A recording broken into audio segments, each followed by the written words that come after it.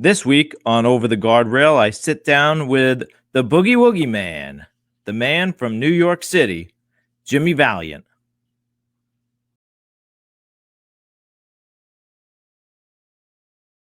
All right. So, Jimmy, you were well known for attending Vern Gagne's famous wrestling camp. I've heard a lot of stories over the years out of that camp from different guys. What was your personal experience? Yeah, DC. First of all, brother, I want to thank you for having me on over the guardrail. And man, hey, I'm a big fan of yours, brother. Man, I listen to you when every chance I get, man. And I'll tell you something. You keep it up, brother. Keep it up. You got great guests and a great show, and you're doing it all, man, DC. And hey, I'm honored to be on. Yeah, I was there, but I wasn't. Now, here's the whole deal. For some reason, the story did get out that he trained me, and he actually didn't. He trained a lot of great guys, man. Talking about Slaughter, man. I'm talking about Flair, Steamboat, man. I'm talking about. Oh my goodness! He just on and on.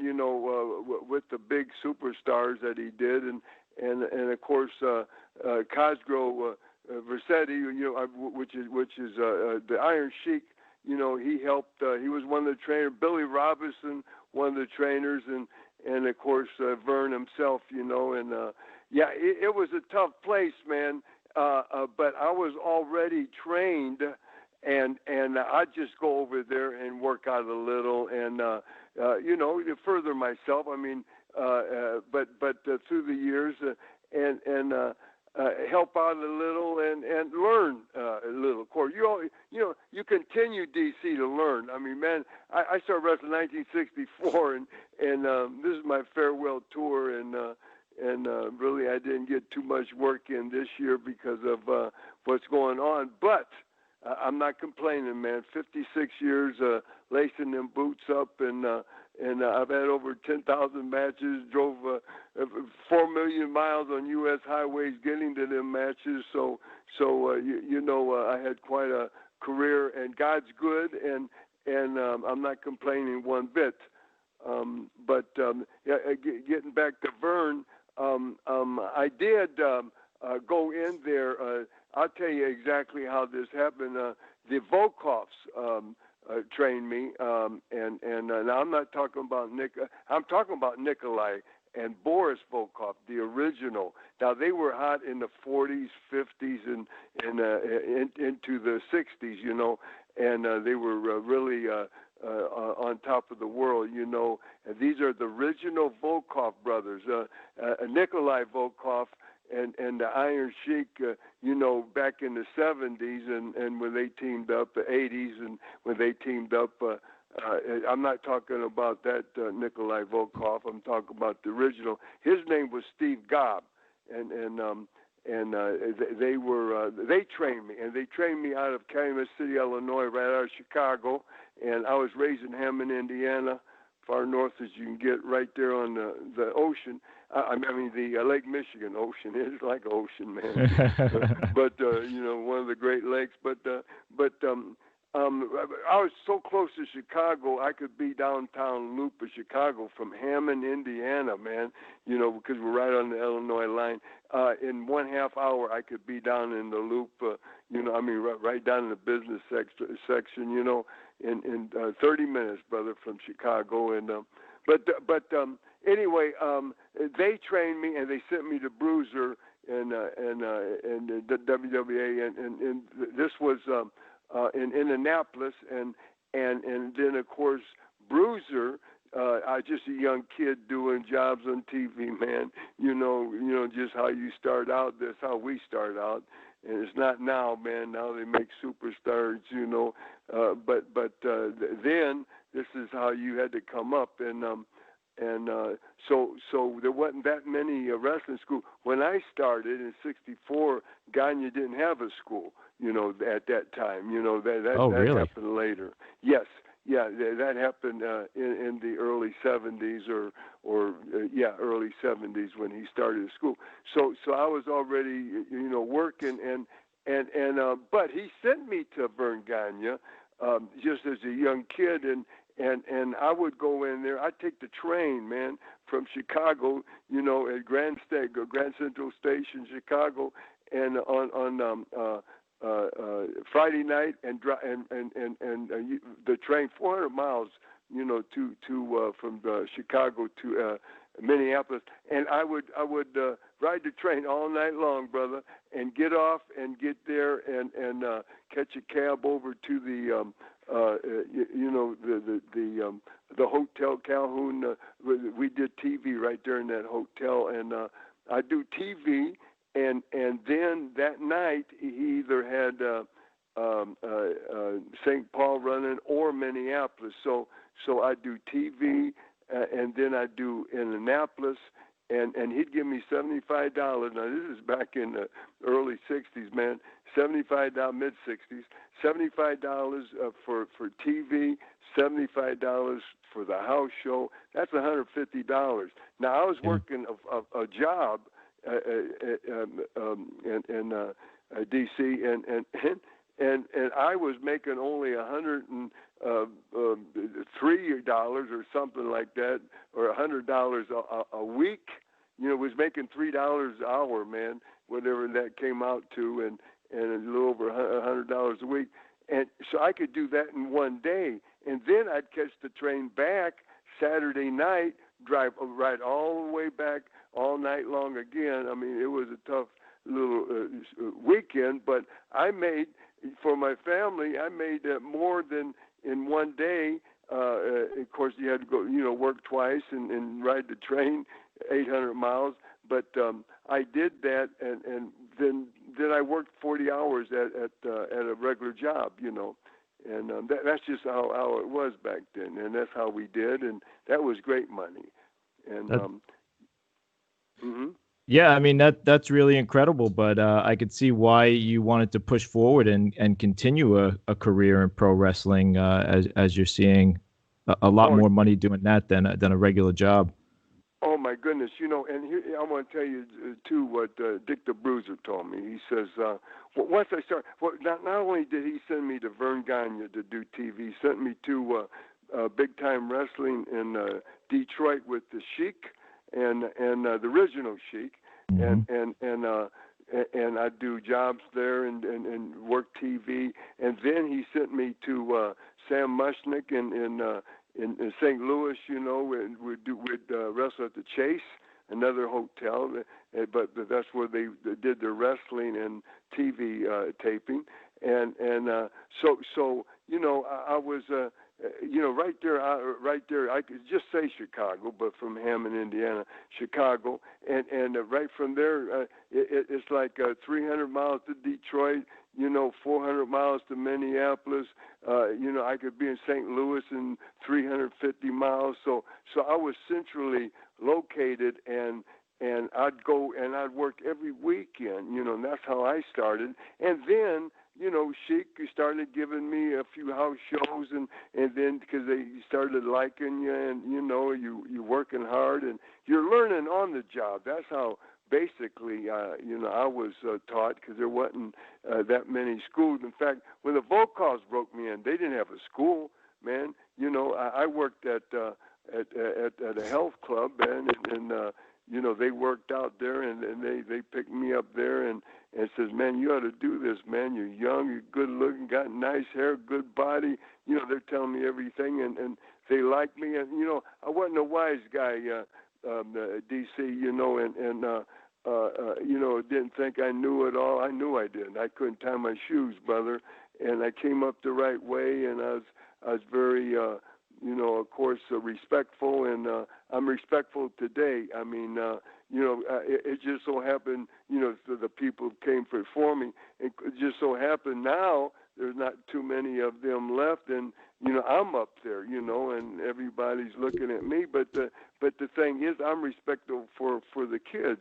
I got a wrestling camp here in Shawsville, Virginia, that I've been training, and me and Angel, we opened up in 1991, and '92. I'm sorry, and September, and so we almost been there 30 years, 29 years, and the thing is, I'm respectful for my kids, man. Hey, if you someone pick you up over your head, DC brother, and slam you down, brother. Hey, you got to take that bump, and you take someone off the street, in their middle age, and you do that to them, man, everything inside would bust. You start out. You gotta condition that, and you gotta your body, your inside, outside, your everything. You have to train like that. But here's what Bruiser said, and then I'll let you talk. Hey, I'm like a preacher, brother. I'm long-winded, but man, I I'm love just it. so excited being here with you, doing over the guardrail, but the Bruiser says to me, he says, when I started out, then he started giving me house shows. And Bruiser, Dick the Bruiser, I'm talking about, Mhm. and the world's most dangerous wrestler. And I tell you, he was on top of the world, in the 60s and 50s. He was the hottest heel man in the world, in the country, man, and hey, he even got banned from New York, and I was going to ask he you about that. Yeah. Oh, you bet. Yeah, I'll tell you the story. But real fast, here's what he told me. He says, Jimmy, because then finally, I started working, really full time, just wrestling. I quit my job and just it wasn't long, and because he was taking me and sending me everywhere, but he was my main boss. Dick the Bruiser was, and he says, don't worry what you make in Terre Haute or make over here at this another spot show. He says because hey, we'd get $7 payoffs, we'd get $15, and hey, one time I got $2.50, for a payoff, and but he says at the end of the week, he says then look and see what you made. So in other words, he's telling me during the week, it can, just smaller shows, and this is how, he paid and had to pay, but he says, but what he knew is every Saturday, either in Annapolis I'd be at, Hammond, Indiana was a great, and that's where I was raised, was a great show, and a good club, or I'd be in the amphitheater. Now, Bruiser and Vern Gagne, they both sent tapes into. They were partners. Only club they were partners, and that was the big show in Chicago, Illinois, and so at that show, man, you can make your hey $100, I mean opening up, so in other words, you're gonna make your $100 starting out. I'm talking about preliminary, man. I'm just starting out. So you'd make 100 that night, and that's gonna make the week because that's what you made all week at work. So the rest of the week, if you got $7, if you got $30, whatever, man, is gravy because you'd end up with maybe 150, 155, 175 a week. And so it was great. But that's what he told me, and I never forgot it. He said, "Don't worry what you're getting paid tonight. Just look at the check, or count it up what you make at the end of the week, because he always knew that Saturday, I was going to make a lick that I could, that I would made at a regular job. The rest was gravy." Yes. And it was great that you had somebody like Dick the Bruiser to bring you up and kind of mentor you like that. And you also brought up your school that you run down there. And lately I've been watching a lot of these wrestling schools pop up. Do you feel that maybe it's being diluted though a little bit with not having guys like Dick the Bruiser and people like yourself at all these training facilities to really pass on the legacy of pro wrestling to these people?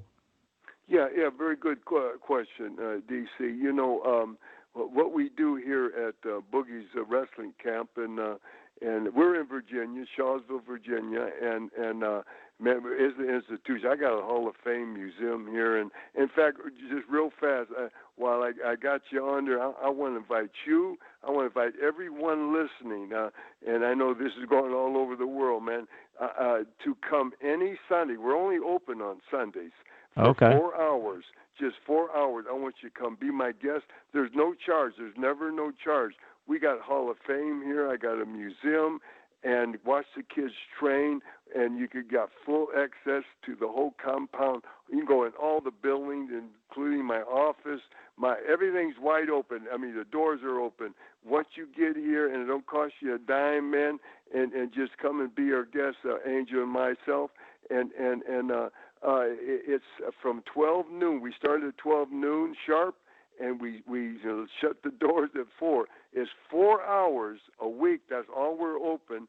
And for the rest of the time, brother, it's just once a week. It's 52 weeks a year, and I don't care if the Sunday calls, and many times it has in the last 30 years, almost 30 years. Christmas fell on Sunday, but we're open because we're there 52 Sundays a year, no matter what. Mother's Day, Father's Day, of course, they're always Sunday. So we're open. So we never close. Angel and I live right on the compound here, and all we got to do is just walk up, man, open the door. I'm always there at 11, no matter where I was that night before, man. I drove, you got here at 11 o'clock and just went straight up and opened up, man. Drove all night, from Memphis or from, Chicago or wherever I was the night before, Arkansas, Mississippi, it don't matter. 12 hours, brother, drive after you wrestle, and I've done that, forever. And but anyway, just check out jimmyvaliant.weebly.com. Or just Google Jimmy Valiant, man. Hey, the wrestling camp is the institution, man. He'll come right up. Just put just Jimmy Valiant, or my website is that's my website, jimmyvaliant.weebly.com, and of course my email is jimmyvaliant@outlook.com. Or just put Jimmy Valiant in, and the camp will come out, the address, whatever. So it's all free, guys. Come be my guest and watch the kids and go through the museum and the Hall of Fame, and just I got thousands of pictures in all the buildings. We got 6-7 buildings here, that we built, and it's really we call it the Boogie Land, man. I'm telling you, you think you're at an amusement park or something. It's really nice and great. But well, you can certainly count on me making that trip as soon as things open up here in New York again. You bet, brother, man. Yes, sir. And New York, I just love New York, and man, it's just a shame, But hey, we're all God's children, and hey, it's going to come back, and it's going to be wide open, and it's going to happen, for America, because hey, we're the greatest nation in the world, and hey, it's all going to be after the elections, man. There's so much politicking there, yeah. But hey, and it don't matter who's in there. Hey, America's got to shine, man, and it will. Yes, sir. I agree with you. Yep. So while you were there in with Dick the Bruiser in WWA, is that actually where the Valiant Brothers were born? With the team of the Valiant Brothers? It was, and I'll tell you how that happened, DC. At that time, Bobby Heenan, and they call him Beautiful Bobby. I was Handsome Jimmy, and instead of the Boogie Woogie Man, Jimmy Valiant, and which half my career I was a bad guy strutting around, blonde muscles, just handsome Jimmy Valiant, and so Pretty Boy Bobby Heenan before he was the Brain, and he was wanting to go to Vern Gagne, AWA, and so Bruiser at WWA. He says you're going to have to replace yourself, with another top heel before you go. So he's talking to me, and we remember when Bruiser ran opposition in Detroit against the Sheik. I was with Bruiser. Bruiser was my mentor, like you said, and I said, and he always kept me under his wing, and he always took care of me, and so I was his guy, and so they went in. The Sheik ran the Cobo Hall, and we ran the Olympic Auditorium there in Detroit, and sometimes Joe Louis Arena we ran, but that was the main one. But we would run once a month, a big show, and we would always stay over.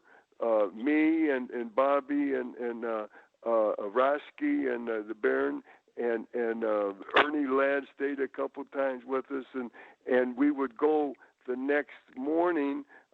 We'd go across into Ontario, London, Ontario, into Canada, because you're right there, right there in Windsor, right there. I mean, from Detroit, you just go through the tunnel, through customs, and you go through their border patrol and go right into Canada, and then we drive to London, Ontario, and work for the Bearman.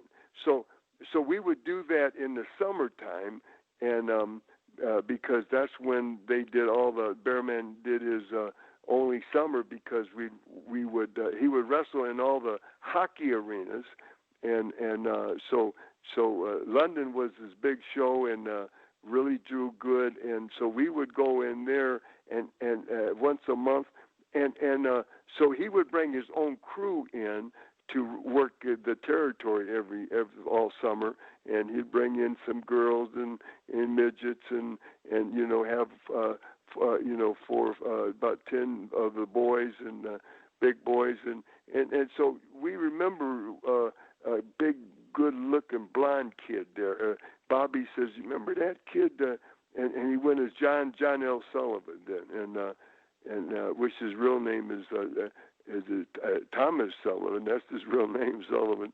And so I said, "Yeah, man, yeah, nice kid, man, yeah." And he says, "Well, I'm thinking, maybe we can, get a hold of him and bring him in as your brother."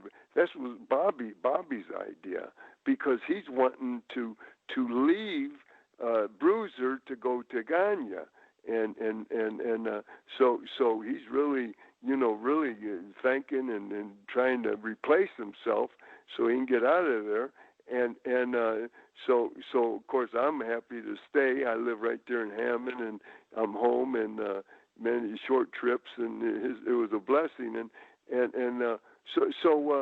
so we contacted. We ran it by Bruiser, and about this kid, and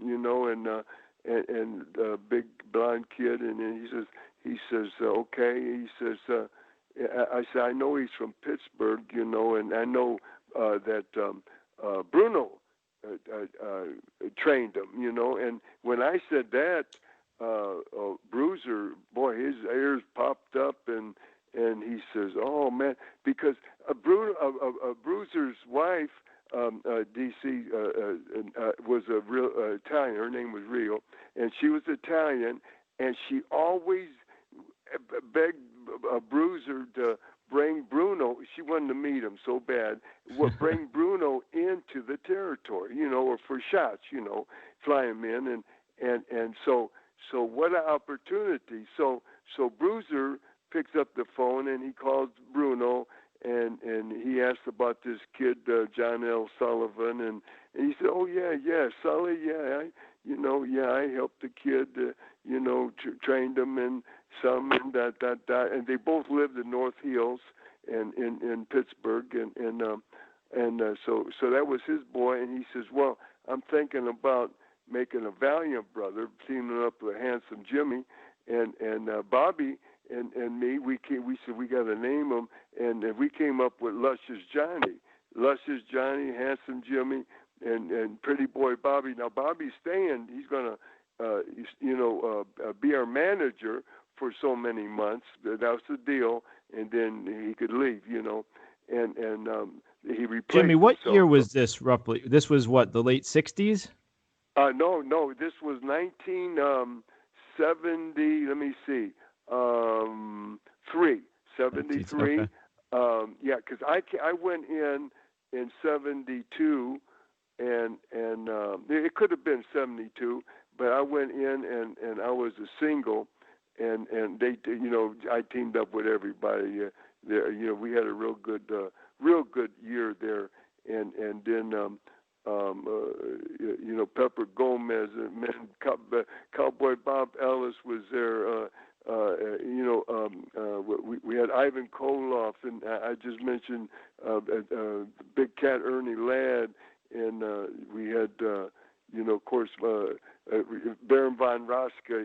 He was a homesteader there, and Bobby Heenan. Hey, we had quite a roster, and so we were doing great. We was doing great business, and when he called, we stayed together 5 years, me and Johnny. And let me see, because we 77.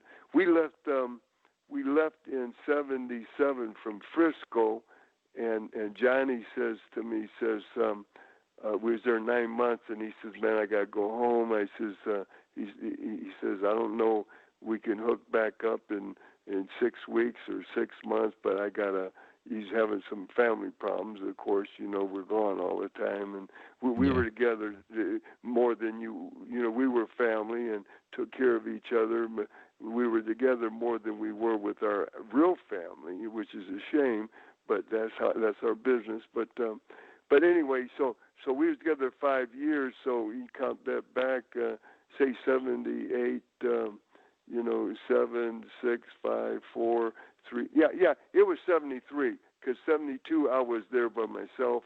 He came in 73, and so the whole thing, the whole thing was he called Bruno and asked about the kid, and says yeah, and he was there, and Bruno was running Pittsburgh then, a little territory. And he says, well, I like to bring him up and, team him up with Handsome Jimmy and as the Valiant brothers. And Bruno liked it because he knew he was going to get a break, because he heard, what kind of business we were doing and all this. And he knew, he would be on top. And he hasn't got his break yet, and this was his big break. And then what Dick was interested in was Bruno coming in for shots. See, so the deal, it's all business, man. And so the deal says we'll bring him in, and but we want you to come in for shots, and we'll get them Valiant brothers hot. Put the belts on them, and then me and you will do a program with them. And Bruno loved that. And loved to give Johnny the break, and Bruce's wife Reno was happy because she's going to meet Bruno, and he's going to come in for shots for the next 6 months, and so it just worked out great, man, and we talked real fast, DC. We talked about Johnny. He was never on TV, man, and we started talking about him for 5 weeks. Me and Bobby. Hey, wait till you see the Valiant, Handsome Jimmy's brother, Luscious Johnny. Hey, there's no difference in the two, hey, except hey, Handsome, he's not luscious, he's just handsome, and Luscious, he's not handsome, he's just luscious, and he's big, blonde. Hey, he's a wrestling machine, man, and whatever. We just put him over. Luscious Johnny's coming. Luscious Johnny. Nobody's ever seen him. we didn't even show pictures and didn't show no tapes of them, nothing. We just talked about them. And the first night in, we went to the expo in Indianapolis, and the world champions then, the tag team, WWA, was Wilbur Snyder and Pepper Gomez, and so we walked down the aisle the first time together, the Valiant brothers, and we beat them for the title with Bobby, and walked out. And brother, years ago, we would get paid every night, cash, Yep. every night. That's how we did our business. That night, Bruiser handed him $1,000. I mean, he sold out, brother, man. Wow. $1,000, and he had never in his life seen money like that. And he honestly cried, man. He cried, and it just, man, God bless him, man. And he was just so, ready for it and wanting it, and it happened. And man, we got red hot, and then brought Bruno in, and we teamed up with them against the Bruiser, and we had shots everywhere. Oh, it was just unreal, and good. And then we went, we had a 5-year run, real good, and that's where it stopped. And when he went home, and then I went on, and that's when I went into Memphis. That was '77, August of '77. I went into Memphis from Bruiser's territory. It's always like worked you're for Bruiser. you're reading my question list here. You went right into Memphis, which is right where I was going. Oh, wonderful! Yes, yeah. That's a good story too, because Jerry Jarrett calls in, and he says to Bruiser, he says, "We're just looking for a heel to fly in.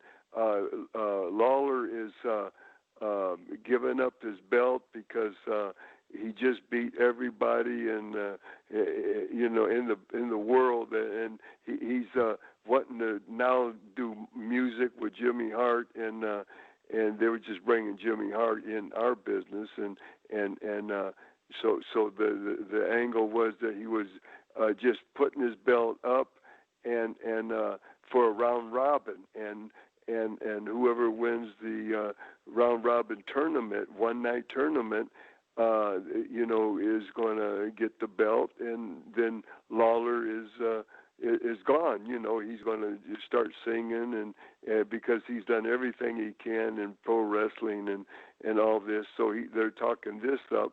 So he says, who do you have?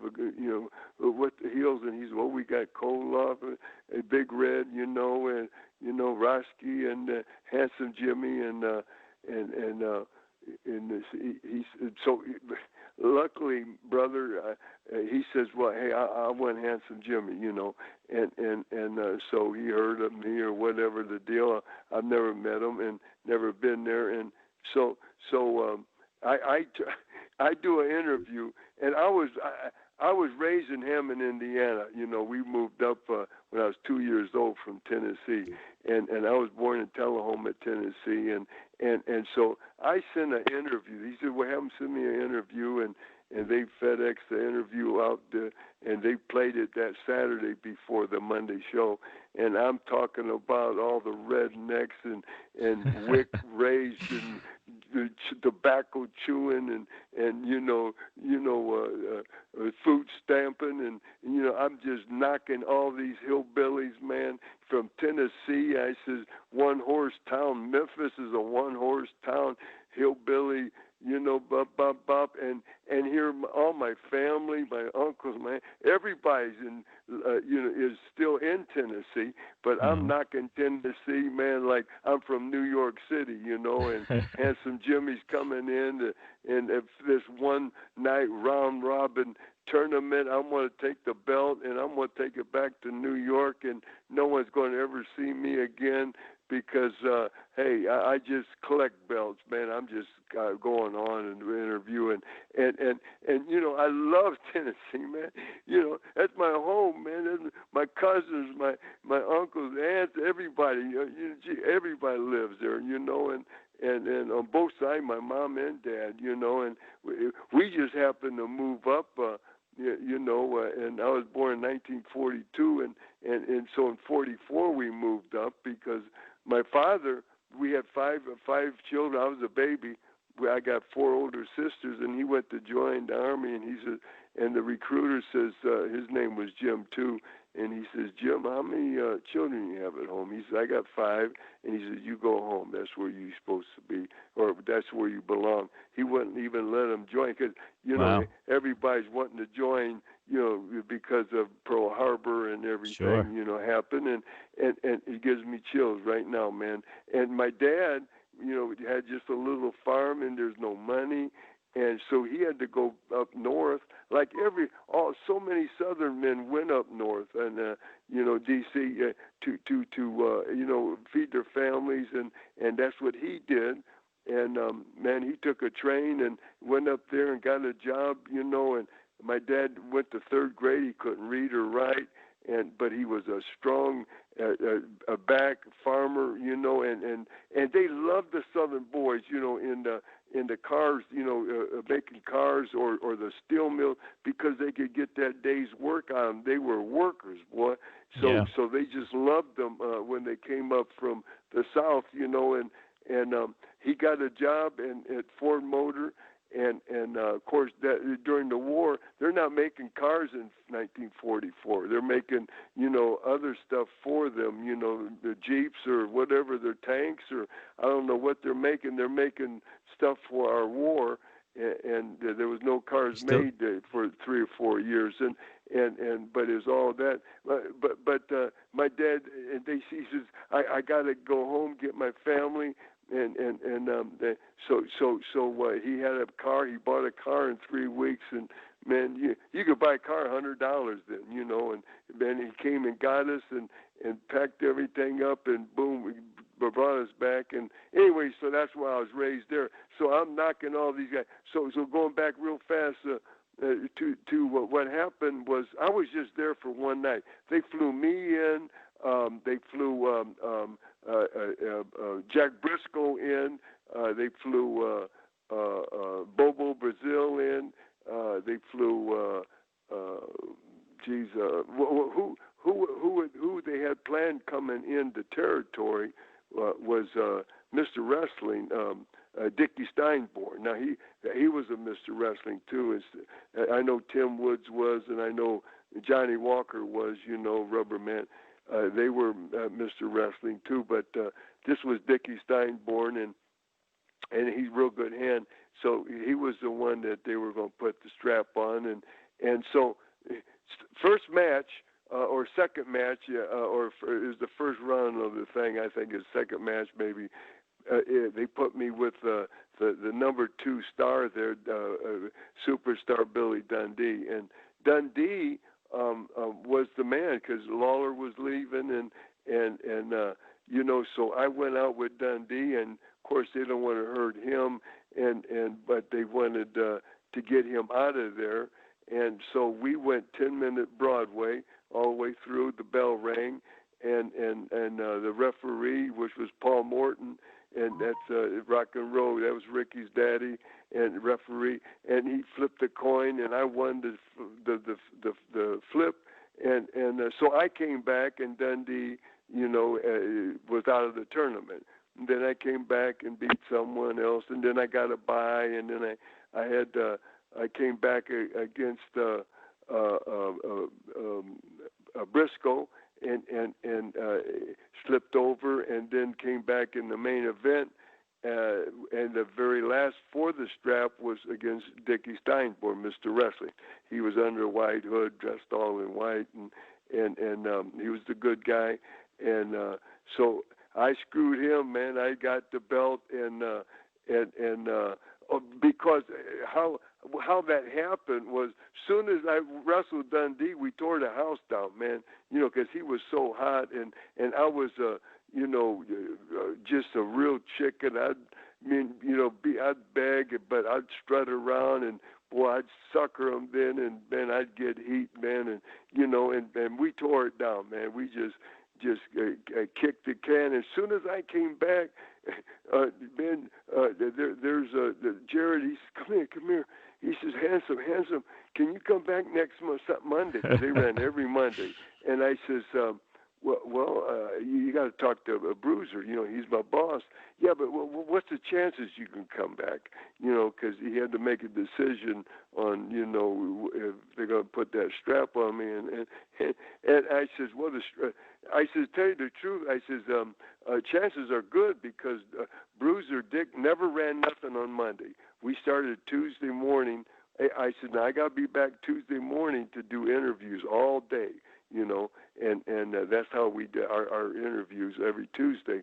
Monday we were off. Sunday, a lot of Sundays we were off too, but the Mondays we were always off. And I said, it's good, but you got to check with him. He's my boss. And he says, I said, I'll talk to him. I says, man, we're going to take a chance, man. Will you come back? Can you come back? And I said, if he says yes, I'll come back. And so he went with it. And so I got the belt. And then I did an interview before I left. Never was on TV that Saturday, but they played it back. And I says, look, hey, I don't care who you bring in. I said, I'm going to give you all hillbillies one more shot at this. I says, I'm going back to New York. And I says, and I'm going to take the belt, and you'll never see me again. So, hey, I don't care who you bring in, Mickey Mouse or Andre the Giant, man. I says, bring somebody in, give me some competition, man. I'm just knocking these hillbillies and going on. So I leave, and then Lawler comes out and don't say nothing about the belt, nothing about me, but he says, I'm going to come back next Monday and put on a free concert, and he was over like $1 million, of course. Yeah. A free concert, and for all the fans, all the wrestling fans, and it's the last time you're going to see me, and so during the intermission. So in other words, we're having all our matches, and I got a return match against Steinborn, Mr. Wrestling, and the main event, and this is the Southern Heavyweight strap, and Lawler's going to do this concert. So I during the warm up before they bring Lawler up, Jimmy Hart, he starts warming them up, crowd, and he sang a few songs because he could sing, and he was part of the Gentrys and all that, and they could sing that $1 million record, Brother Keep On Dancing, and it was great, man. But so he's helping him with the music, and years later he helped me do 2 or 3 records too. So, but the thing is that this time, so Lawler, they're going to pump Lawler up, man. And just as he starts to mention, hey, are you all ready for the king? I strut out, man. I got my glasses, sunglasses. I strut out there, and I said, hang on here, man. Nobody wants these hillbillies. They don't want to hear Lawler sing. They want to sing and hear Handsome Jimmy sing, man. And I says, I'm going to sing a hillbilly song, in fact.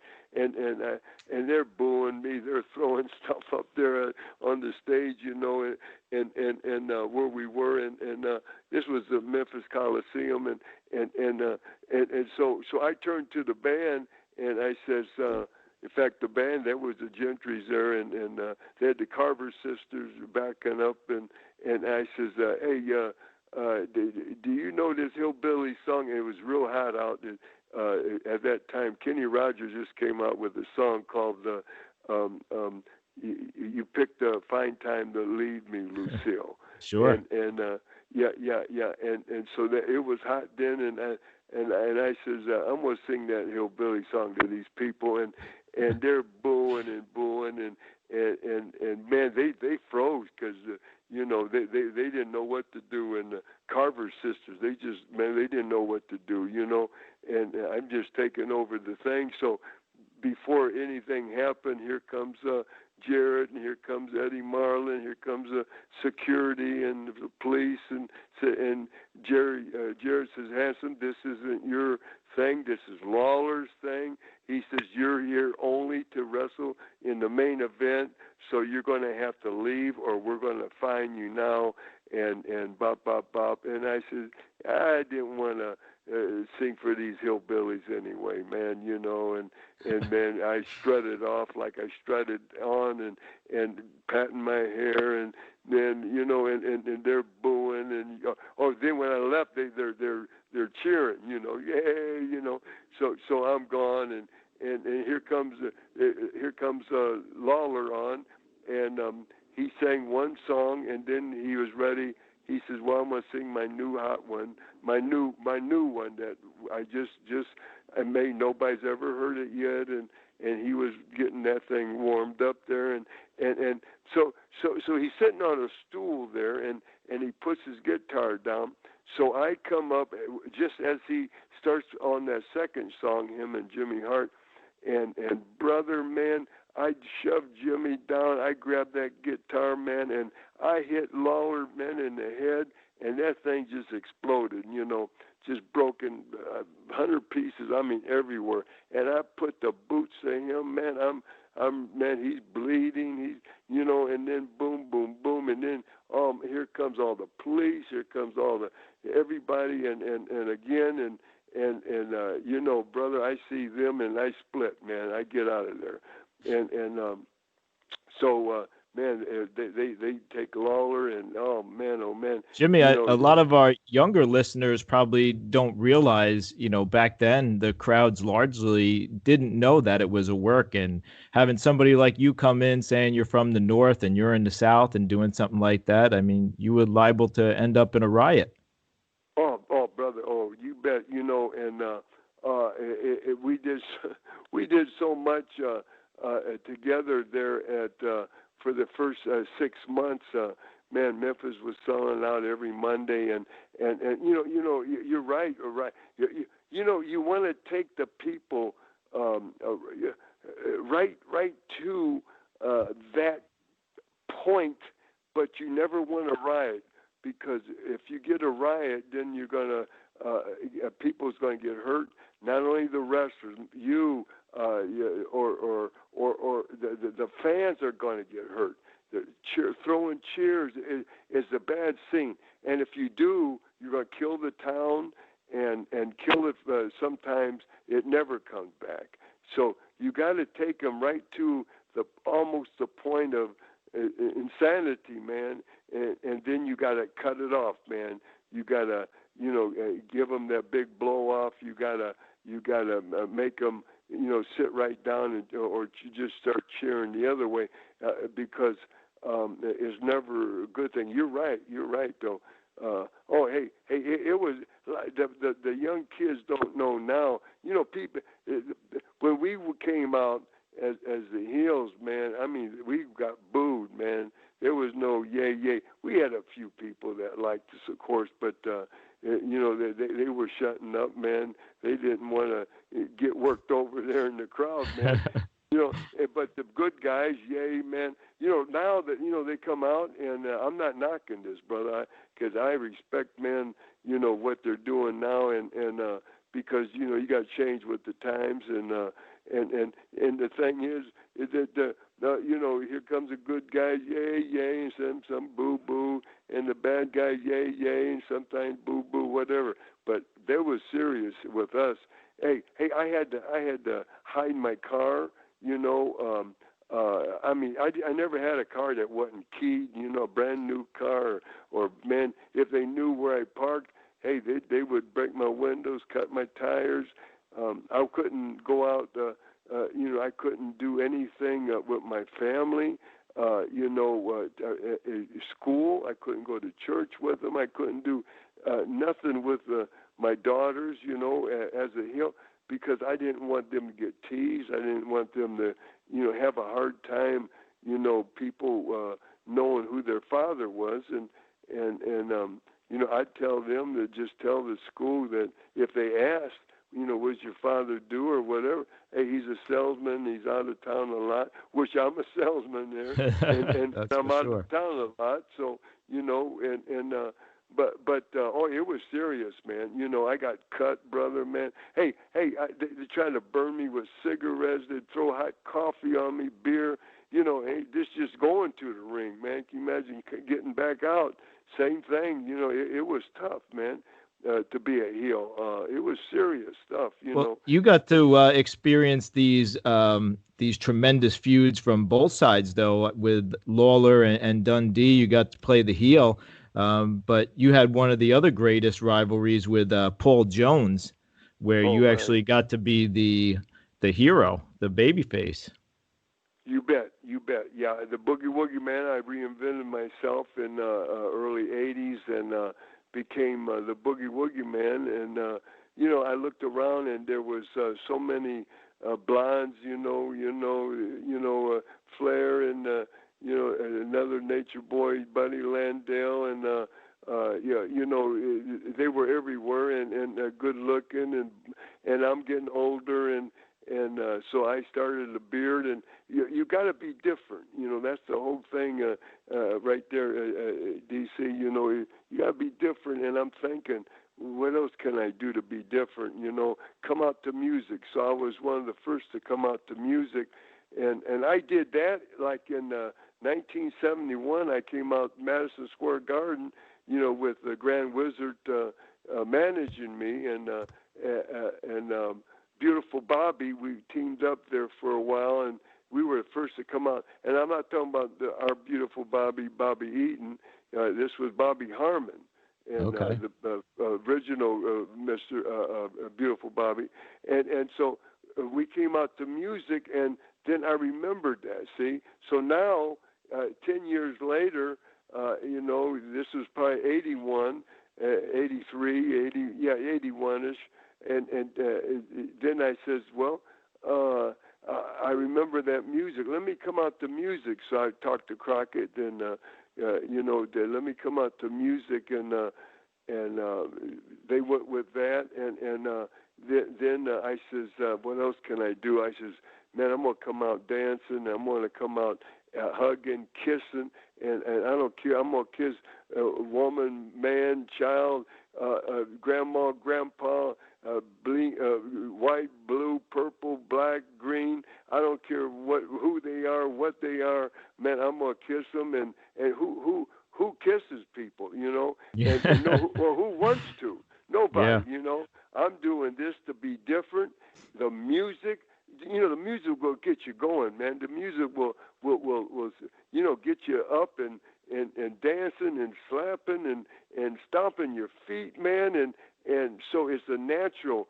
And I came out, boy from New York City, man, and I'm, the first time they put me on TV with that, they sent me away for 6 weeks and says, "Can you grow a beard?" I said, "Yeah, man, I guess." And he said, "Throw the razor away." So I started a real long beard and the Boogie Woogie Man, and I gave him my own name, Boogie Woogie, because they didn't want Handsome Jimmy, and they didn't want King James, they didn't want none of my other names, but Jimmy Valiant, you know, stuck, and I said, "How about the Boogie Woogie Man?" He said, "Okay, and can I come out to music?" And they agreed to that, and I didn't tell them about kissing and hugging and all that, dancing, but I did that, and the first time on TV, that music hit. And brother, and I came out and I told the guys, I says, "Don't turn the music off, man, until I disappear out." And they left that thing smoke because I'm just gonna go a minute, man. And I went in there, brother. At first, I go all through the crowd up at the bleachers. It's on TV. Kissing, man, hugging, man. Oh, it's just freaking. I'd go to the desk. I'd kiss David Crockett. I'd kiss Tony Schiavone, and I'd kiss everybody. And then I jumped in the ring, brother. And they're talking and announcing, and the bell is ringing because I don't even stop. I just started, doing stuff just like a heel. Man, I'd pull their hair. And they'd lie for me. They Yeah. pull my no. I did everything. Poke them in the eye, goose them, kiss them. I'd do everything and shoot them in, give them an elbow, drop the elbow, drop that big bomb. Everything in a minute. 1, 2, 3. The music's still playing. I'm back right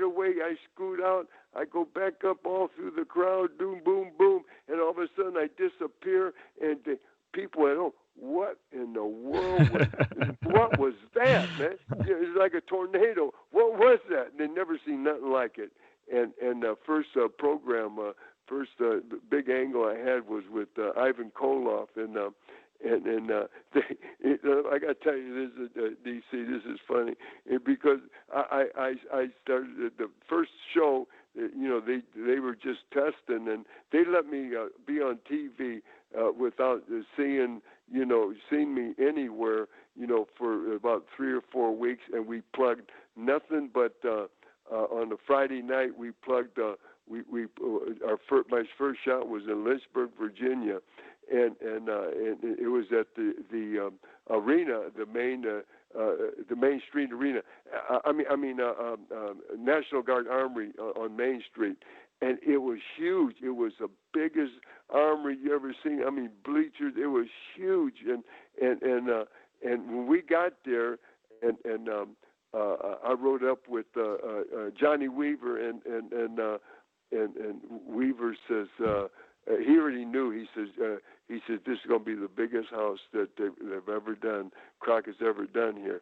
We got there, and that line was all the way around, and we got there early, to get ready and everything. We're all early, and that there was a line all the way around the block, man. Downtown, and so it was good from the start. It was just a natural. No one's ever seen nothing like that, and because it's different. You got to be different, and that's the whole deal right there. And you mentioned something real fast, DC. I was just going back and you was talking about if the difference is if you don't do this or that.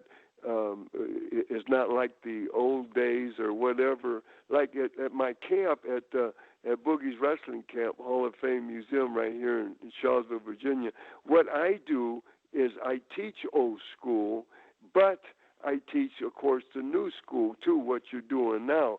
But the reason that I teach all my kids the old stuff, man, telling that story and more wrestling and than what we're doing, what they're doing at WWE now and elsewhere, is that if I don't teach that to my kids, it's going to be a lost art. It's like if you family, if your mother.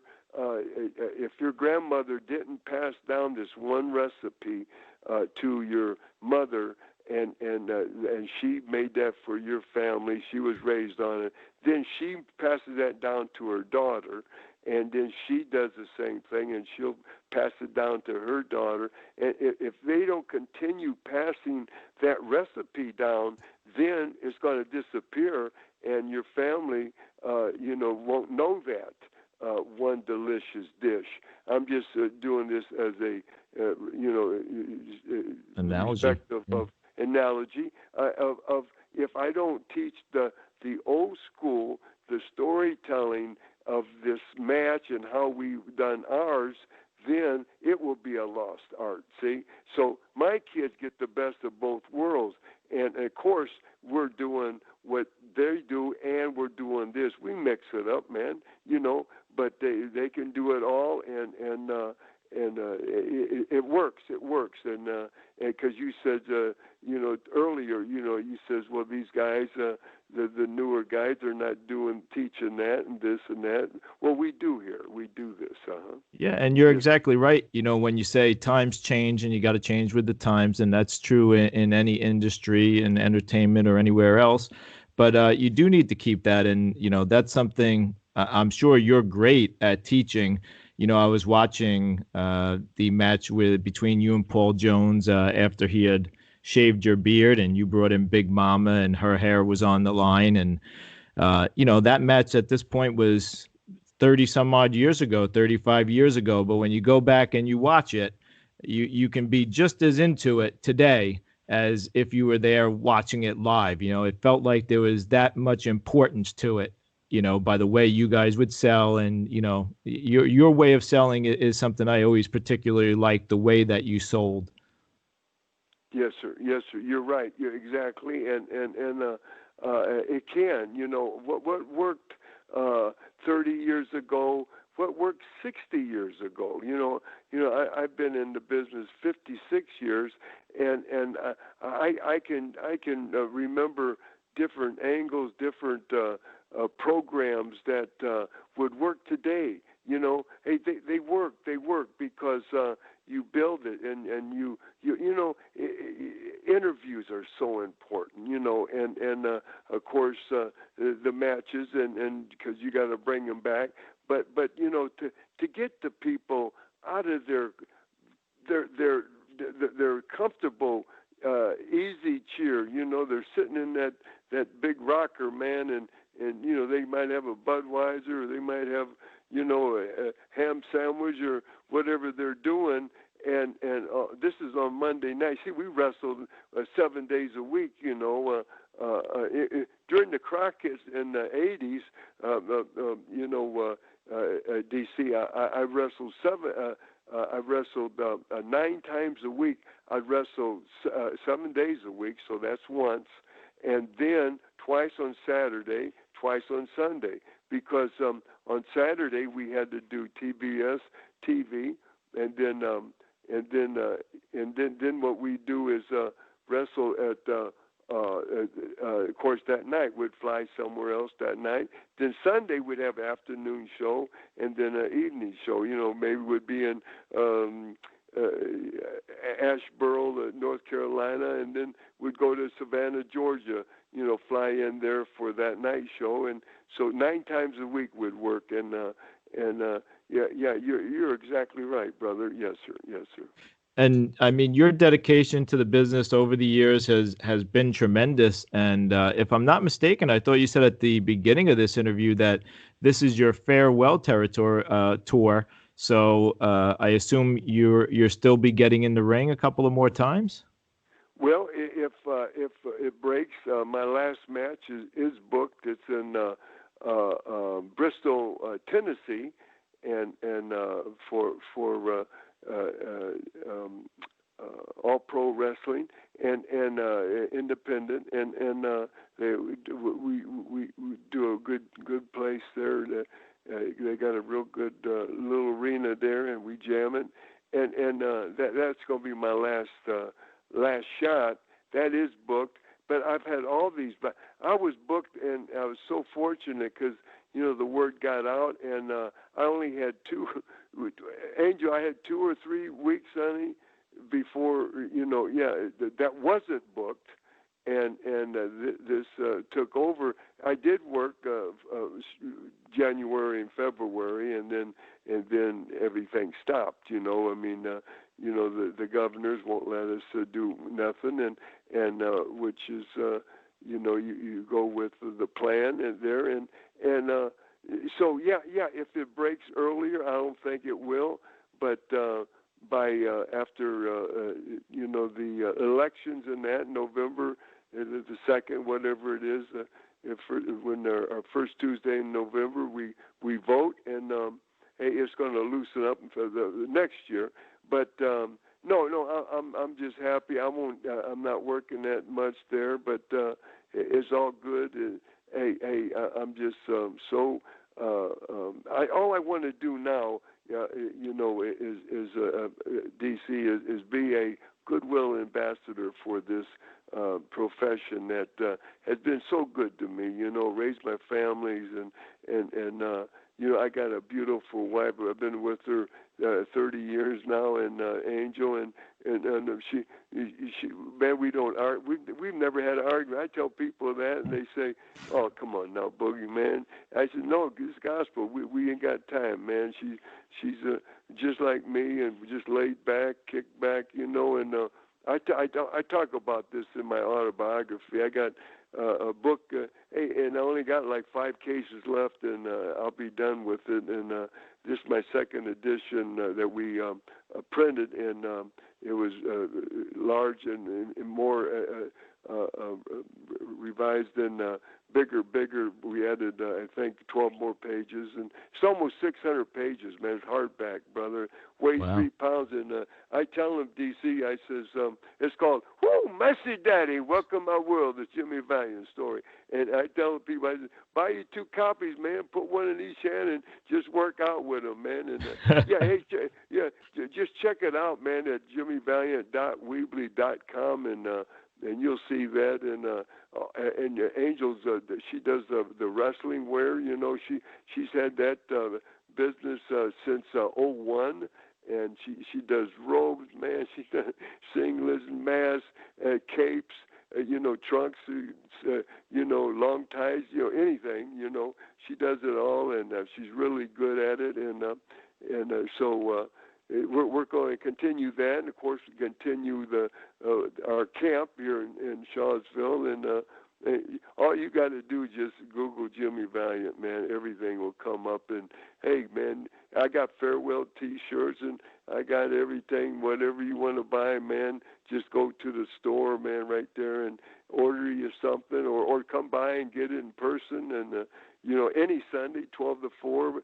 And again, please come, and there's no charge. And we start at 12 noon, finish at 4, 52 Sundays a year, and just be our guest, Angel and myself. Mm-hmm. Jimmy, there's as we wrap up, there's so many things that you're able to pass on to your students there at the camp. But if I had to say to you, you get to pass one piece of information on to these students to try and show them how you've had this longevity in the pro wrestling business. Is there one piece of advice that you could say, always follow this? Sure, you bet. Just take care. This is your business. This is your life. How in the world could a man do anything? I mean, even work in a mill, man, for 56 years, like I have in the square circle, and the whole thing is that you have to know one thing is to who to give your body to, and then who to protect from. And you'll learn that when you get hurt a couple of times, and you'll know that, and which I have, and you just got to know that this is your business, and this is your how you're going to make your living. Not full time, because what you are is a weekend warrior. Which I want to tell you, man, I was on the big time, 30 years, and the other almost 30. I was independent like the rest of the boys. And I just done this, just take care of your opponent, take care of yourself, and once you get a reputation of going out there and just putting on a good show, brother, man, and not really killing these kids, man, and then everybody wants to work with you. Everybody wants to book you. Everybody, and all you have is your word. All we give is your word. Hey man, I don't need no contract. Hey, I shake hands. I don't need nothing, brother, man.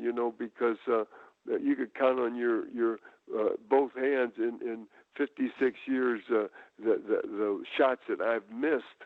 And when I've missed, it wasn't my fault, man. It was either snowstorms or something wrong with the airplane equipment, and I just can't get there, and I continue trying until it's exhausted every means trying to get there to the shot, and then, hey, you did everything you could, and your word, give them your word, and that's what you got, and go with it and continue it, and you get a good reputation because it precedes you, And honestly, I tell you, don't hold no grudges.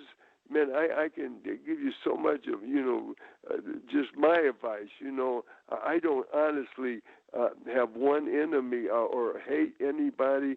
I love everybody. Hey, I have a prayer that I say, DC, every day, thank you, Jesus, praise the Lord, and Godspeed to all. And I mean, I'm talking about Godspeed to all. I'm talking about my family, my blood family, my wrestling family, and the whole world. Godspeed to all. And it's just something where now there may be 1,000 people don't like me in the world, but there's nobody I don't like. I'm telling you, I forgive, and I don't have one enemy in my heart. And I've had people do me wrong, and hey, I'm very cordial to, hey, how you doing, brother, man? Yeah, but I just watch them, and I don't do too much business with them. Don't try. I just hey, live and let live, and now there may be a lot of people, but I look at it, hey. That's their problem, I mean, because it's not mine. It's not. I'm not going to be, sweating it. I'm not going to get upset. I'm not going to have no tension or no anxiety or over nothing, brother. Because too much. That's a killer, man.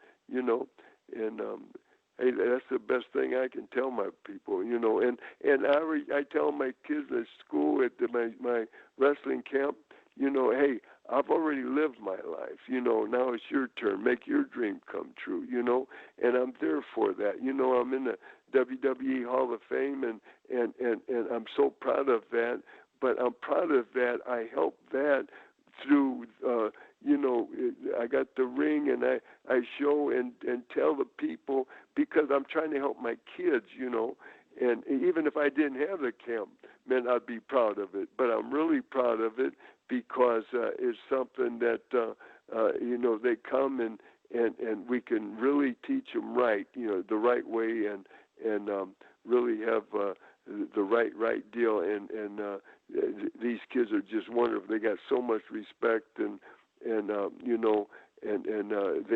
the right type of people that is out there doing it right, and that's the whole thing, DC.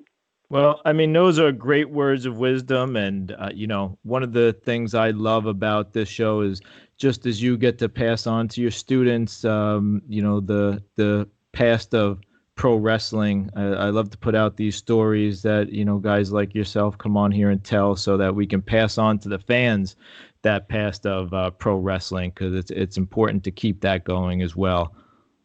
You bet. Thank you so much. Thanks for having me, too. And, man, hey, I just want to close with, man, your little interview with your people listening, and all I can say is, whoo, message daddy, boogie woogie man, feel good. I'll tell my people, my brothers and sisters, don't you dare miss one shot, one show of Over the Guardrail with DC, my brother for life, man.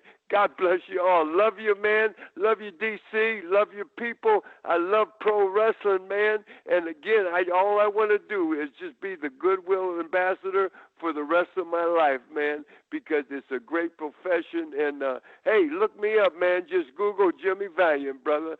Please, brother, and please, DC, come out and visit some Sunday, any Sunday, and the rest of your guests. Please, sir. I love you, brother. Thanks for having me, man. Thank you, Jimmy Valiant, Hall of Famer Jimmy Valiant. This has been Over the Guardrail. Jimmy, thanks so much. God bless.